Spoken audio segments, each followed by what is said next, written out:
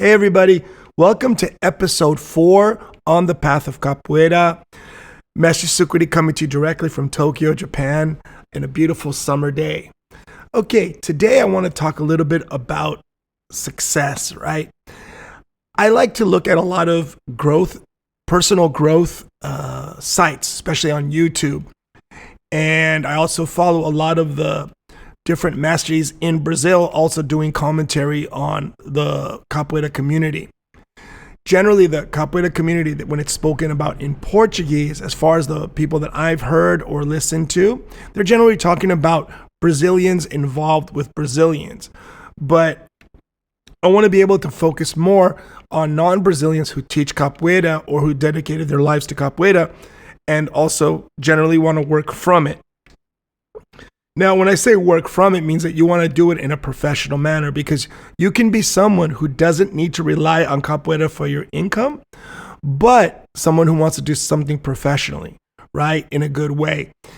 And I think to start this today, I want to talk about what does it mean to be a successful mestre, right? And when I say mestre, I'm referring to myself, and I've been doing this now for 34 years. I've been teaching in Japan since 1999.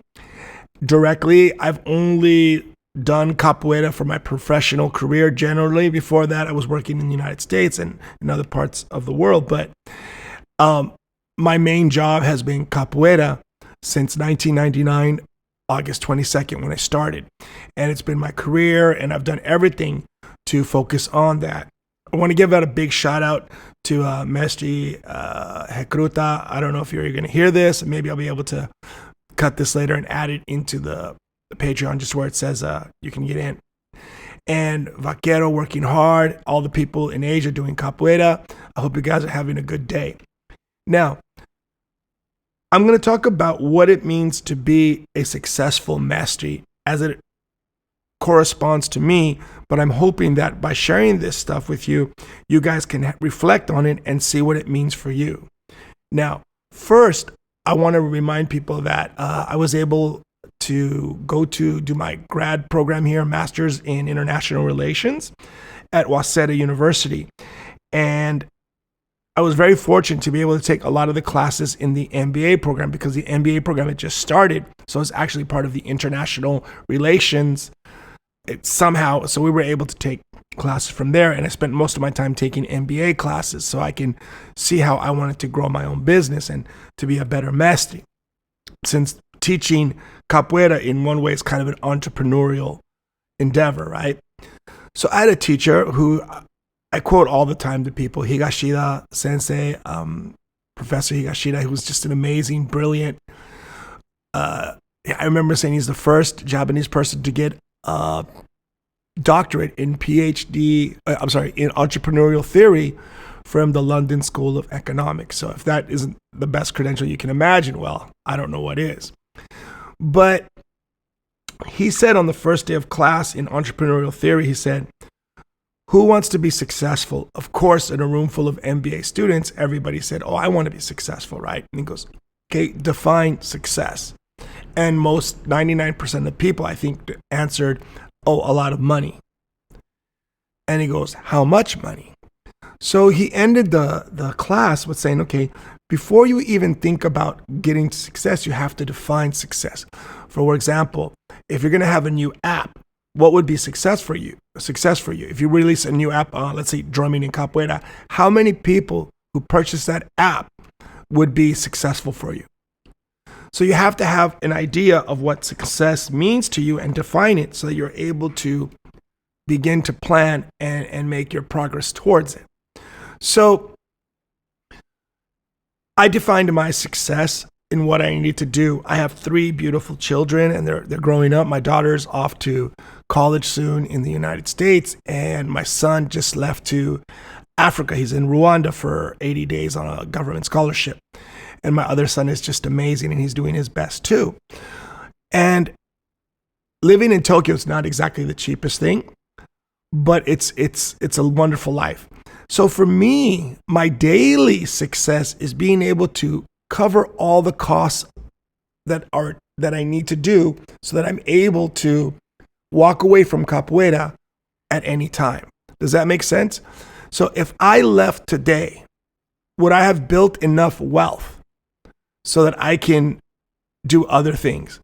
By different things that have happened in my life, by different good friends and different, people I listen to, I was able to take my capoeira, struggles and put a little bit aside. So I'm feeling right now, I'm talking a little bit from experience because I'm able to, say, hey, look, everything that I came in that I've done, I'm now getting the fruits of. So I could continue to just teach capoeira at the level I am now until I'm 65, and I can cover all my expenses, including my kids' education, and also prepare for retirement with my wife.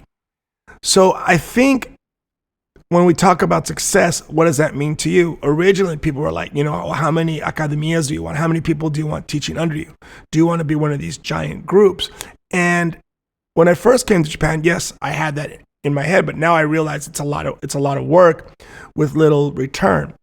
Unless you have professional teachers, which generally tend to be people who come from Brazil, because capoeira is a means of a career more than it is for people who are outside of Brazil. In perspective, right? For every one, let's say, American capoeira teacher, you might have, 50, 200, 300 Brazilian teachers who want to, teach capoeira outside of Brazil. So I can attest this because when we were in San Diego and Mestre Elias was just setting up, we were just setting up the group Capoeira Quilombo San Diego.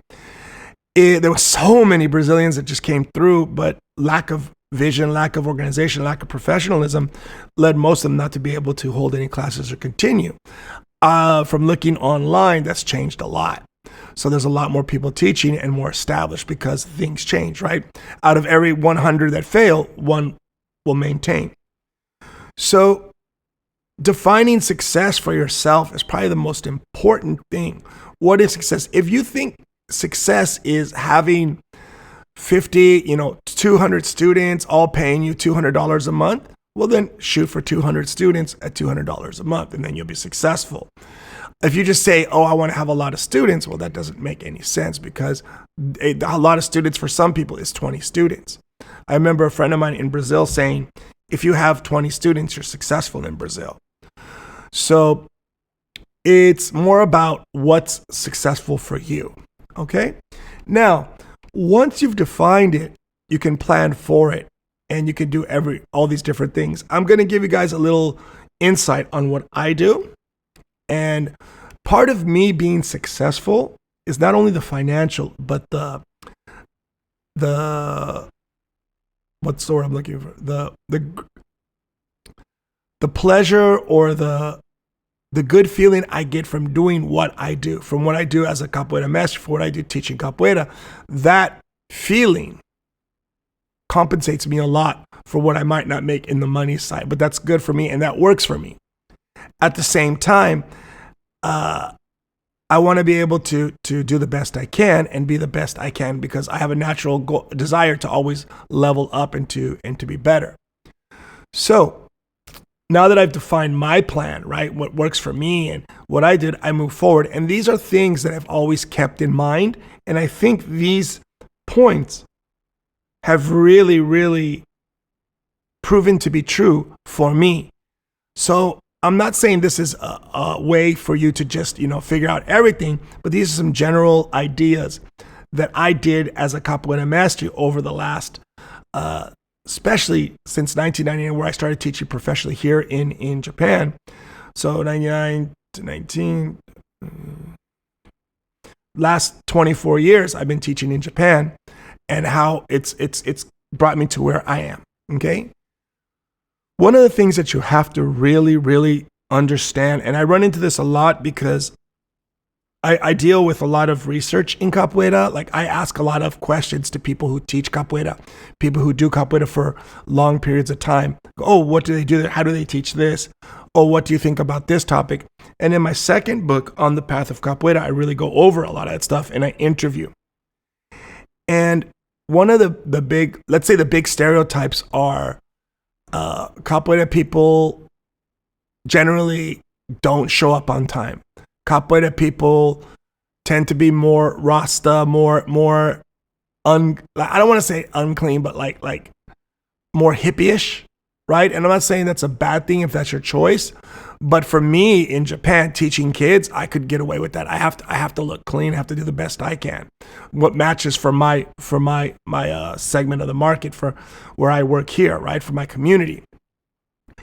And a lot of people, especially here in Japan, I've heard, oh, Brazilians are so fun, but they can't be trusted to be on time, blah, blah. And I think that's just a stereotype. And a lot of people say things because they don't know what they're saying. They just say it because they've heard it.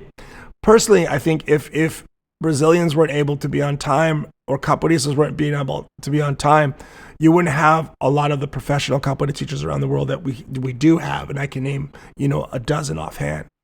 So it's not about that. It's about the stereotypes that other people look at us, right? And we have to live with those. And one thing I really worked on doing was also because I'm Mexican American. I grew up, mañana time. I'll do it tomorrow or later. So I've always thought about, time is such a precious thing. So I work very hard at breaking the stereotypes, right?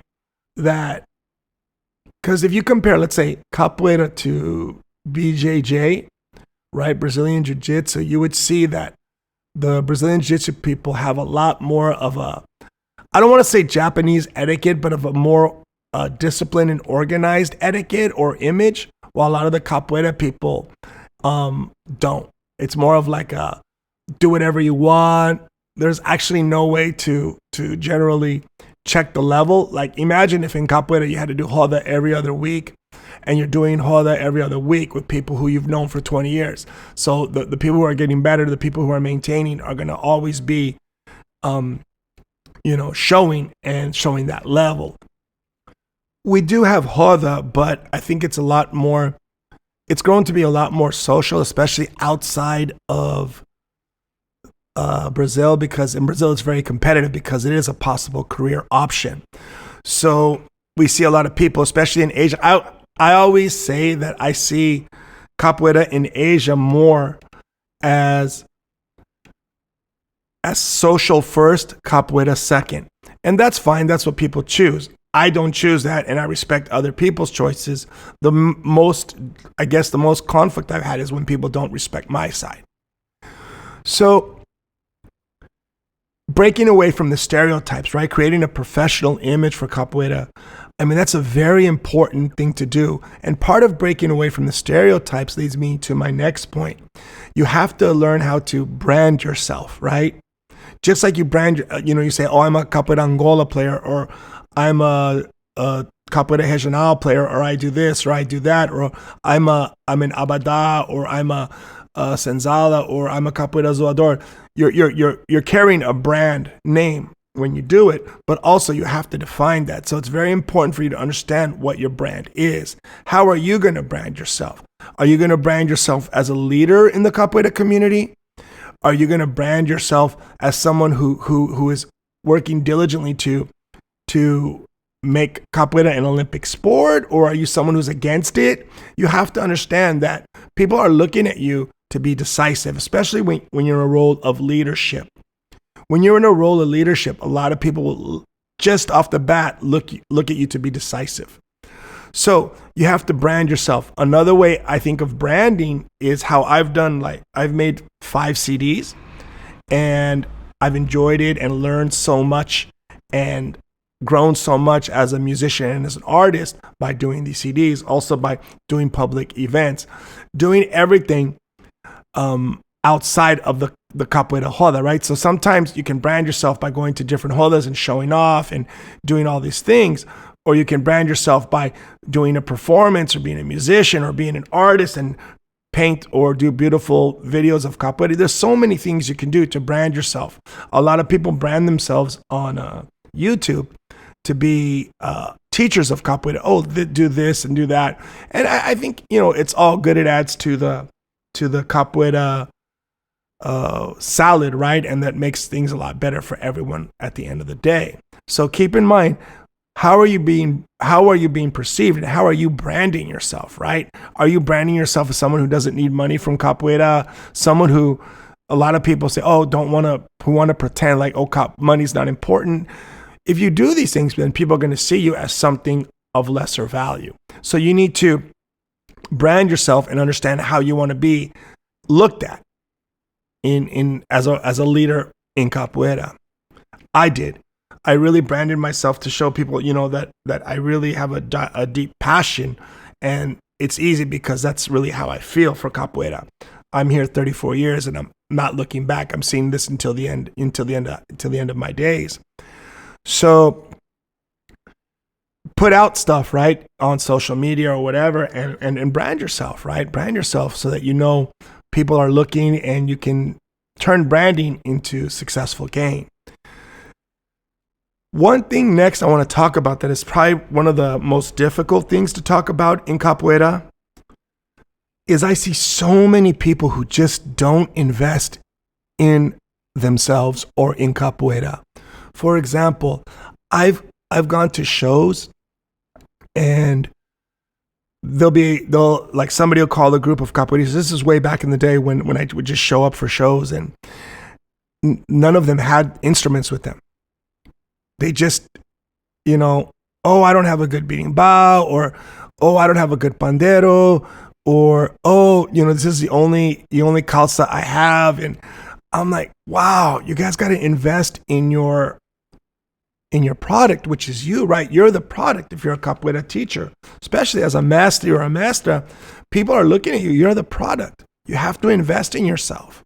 You have to brand yourself and look the part, right? You have to be ready. For example, showing up on time is not only important, but how you show up. When I show up for a capoeira show, I bring all the instruments. I'm ready to go. I make sure everyone's wearing matching uniforms. If it's a show, everyone's clean. If it's something different, I've got orisha costumes. I got samba costumes. I invested in juggling pandero so that I could do samba shows. I mean, all these different things that I'm doing, even though I have a base of capoeira students, I'm still working. But that's my choice, right? That's something I like to do. I'm not saying you have to do all these things, but invest in yourself. For example, I see people who don't reinvest. They make money from a show, but they don't take any of that money and then go back and say, okay, hey, look, I'm gonna, if you invite your students to do a show and you get paid, at least you could do is buy the kids all an ice cream. You know what I mean? Do something to reinvest into what you do. Reinvesting yourself is incredibly important. I'm never going to say, stop saying how important education is, but there's different kinds of education. Reinvesting yourself, for example, to take a course or to study. There's a lot of stuff on YouTube. And just investing your time to learn more. I'll get more into this in the future, but I see so many YouTube videos of people doing music, and it's so off that it's like, wow, like how can they be doing music? I mean, it's just copying, and it's just all over the place, and there's no technique, and and I'm like, they got all these followers, and I go, well, okay, people don't understand the value or the quality, of music, and that's fine. I'm not saying I'm a professional percussionist by any means, but simple stuff like where the one is, how do you count music, understanding a little bit about percussion, understanding about simple basic music concepts that I was fortunate enough to get a lot growing up, not growing up, but being here in Japan and surrounded by great Brazilian musicians, that I was given a lot of education in Brazilian music over the last 20 years, and I'm very grateful for that. If you don't have that chance, and a lot of people say they don't have the chance, but then I notice it's more ego. They just don't want to go. They don't want to show they don't know. It's those people who say like, oh, are you going to tune the berimbau? Oh, yeah. Oh, how do you do it? Instead of saying, look, I don't know how to tune it. Could you show me? And if people put you down or act rude towards you because you don't know, well, they didn't know all their whole lives. So don't work with them. Just do what you got to do. But you can get on the internet, on YouTube, and you can get a lot of information about basic music stuff. I have rarely, I don't think even now I've seen one person teach the rhythm of Samba do Grande de Angola from the one. Everyone starts it off on the two. And I'm not talking about the sound of the rhythm, but the one is the second open note. One and two. Same with Angola, it's the kashishi. But you see so many people who don't even understand what they're doing out there teaching. But with the good and the bad, you also understand how things work. So invest in yourself, in learning, invest. I mean, I've bought the one book on Amazon on Kindle, basic music theory. I read through it. I didn't understand 90% of it. And every year I understand maybe 1% more. But you've got to invest and not just make excuses or say it's not that important if you want to be a professional capoeira person, right? A professional capoeira master or master. So, because at the end of the day, after 20 years, people really get catty. They really criticize and complain and do all these things. Me, I'm just like, I'm at a point where I can choose who to work with. If I see somebody who's got a contramestre or a professor or a formado and they don't know what they're doing musically, I just walk away, but it's my choice, right? But I would say, if you can, try to understand how the music works a little bit better. And you have to invest in your time to learn that, right? But in anything, like if you make videos, you got to invest in a better camera, in lighting. I bought a green screen recently because I'm going to be making some videos. I bought this mic. I paid for some software. I just ordered 50 berimbau sticks, vergas from Brazil. They're supposed to come here next week. I ordered 125 calças for kids, 30 calças for adults. I'm investing. These things, you have to set aside money and, time to invest. I cannot tell you how important it is for me to have built good relationships as a capoeira master, as a capoeira teacher. Everything I have today, everything I do, all the success I have comes from the great people I've built relationships with. There are things that have happened in my life that I could not have imagined happening to me that wouldn't have happened if it wasn't for the great people that are around me. People who gave me sound financial advice, sound growth advice, people who mentored, people who talked to me. And generally, all of this was outside of the capoeira community, right? This is outside of capoeira masters and masters who are supposed to mentor, but I see mentorship as very difficult and challenging coming from our current situation. And I really feel that I want to focus on mentoring a lot of people because it's important. And through this platform, I'm doing that a lot more, right? So building those good relationships, like last night, for example, my wife and I took a date, and we had a date and we went over to a local bar, had a couple of beers, and the guy who runs this area's alcohol distribution was there, and I went out of my way to sneak up on him and say, "Hey, I see you're having a good time." He was hammered, but he was so happy to see me. He gave me a big hug, and his coworker was like, gave me a hug, and the other guy was like, "Who's this guy? Who's this foreigner?" And I'm like, "No worries." But this is the guy who gives me great deals when I have events, right? I can get Japanese whiskeys, imported beers. I can get Japanese beer, a lot of stuff for a lot discounted because I have that connection. It's only a small one, but that adds up over the year. Let's say because of that connection, I make an extra $300. Well, that connection's been around for 7-8 years, so it's made a little bit of money for me, right? Not millions, but that goes, those are drops of water in the bucket. And building those good relationships are really important. And that is based on the next point, which is, do people trust you? Do people see you as someone who is super dedicated to what you do? Do people see you as someone they can trust? I had a student here who moved back to New York, and he said when he moved back and he was trying to restart capoeira, he quit because he couldn't trust the people teaching at the time. The three different places he went were just, one never showed up on time. The other created a lot of in-house toxicity. And the other one had no respect for him and treated him like a 5-year-old kid from the favela. And this guy was going on, was applying for Harvard Medical School at the time. So you can't, you gotta, do people trust you? How do they see you? How do they trust you to take care of them, to treat them well as a capoeira teacher? Recently, last year, the year before, we had the big problem with a big group, and there was a lot of negative.